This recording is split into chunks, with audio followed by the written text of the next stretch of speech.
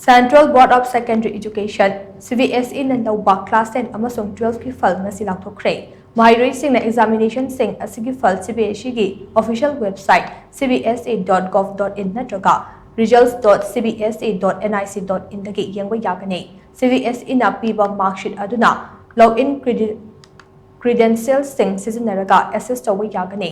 Jahi asigi oina Class 12 ki overall pass percentage chada Marifunipan dasmek ahumapan oiri aduga Class 10 gina chada marifutara hundoi dasmek taruk oiri. Ningsing bay yabade kumja English na kun mari kun mangage academic session dagi hauduna Mahiroi singda academic pressure hanta hanabage pandamda relative grading system chatnaba hokibane.